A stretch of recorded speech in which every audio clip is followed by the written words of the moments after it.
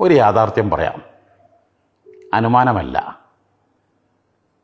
ഒരു 5ാം ക്ലാസ്സിൽ പഠിക്കുന്ന മകനെ കൗൺസിലിംഗ് ചെയ്തപ്പം ചോദിച്ചു, എന്താ ജീവിതത്തിലെ ഏറ്റവും വലിയ പ്രയാസം?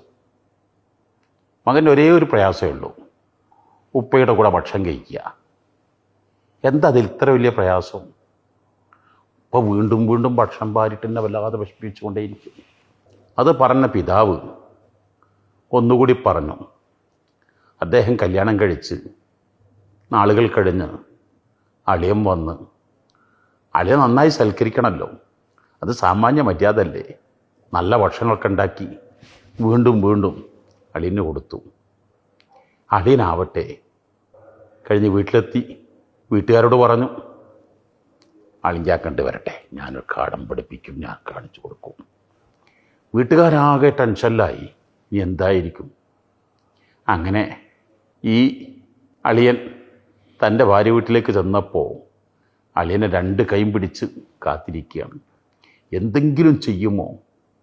പക്ഷേ അറിയാതെ കൈ കോതറി ചാടി വന്ന് ഭക്ഷണം മുഴുവൻ പ്ലേറ്റിലേക്ക് ഇട്ട്. അപ്പോൾ സത്യത്തിൽ ഇത് നടന്ന സംഭവമാണ് രണ്ടും. കുടുംബവും നാടും പറയുന്നില്ലെന്ന് മാത്രം. വാപ്പ മകനെ സ്നേഹിച്ചിട്ടാണ് ഭക്ഷണം ഇട്ട് കൊടുത്തത്, അളിയൻ അളിയനെ സൽക്കരിച്ചത് സന്തോഷത്തോടെയാണെന്ന് തിരിച്ചറിയാൻ ആ പ്രായം അനുവദിക്കുന്നില്ല. ഇവിടെയാണ് പലപ്പോഴും മാതാപിതാക്കൾ മക്കൾക്ക് ചെയ്തു കൊടുക്കുന്നത്. അതിൻ്റെ നിലയും വിലയും ആ സമയത്ത് മക്കൾ അറിഞ്ഞുകൊള്ളണമെന്നില്ല. മക്കളോട് അന്വേഷിച്ചായിരിക്കണം, മോനെ കുറച്ചുകൂടി ചോറിടട്ടെ, നല്ലതല്ലേ, നിനക്കെന്താ വേണ്ടത് എന്ന് ചോദിച്ചന്വേഷിച്ചാണെങ്കിൽ ഈ തോന്നലുകളൊന്നും ഉണ്ടാവില്ലല്ലോ. പലപ്പോഴും വാപ്പമാർ മക്കളെ സ്നേഹിച്ച സ്നേഹങ്ങളൊക്കെ മക്കൾ തിരിച്ചറിയുക വാപ്പമാർക്ക് ശേഷമായിരിക്കും. വാപ്പമാർ മരിക്കുമ്പോഴാണ് അക്കാലത്ത് തന്നെ എൻ്റെ എത്ര വാപ്പമാർ. മക്കൾ ചിന്തിക്കേണ്ടത്, എൻ്റെ വാപ്പ ചെയ്യുന്നതൊക്കെയും എൻ്റെ നന്മയ്ക്ക് വേണ്ടിയാണ്.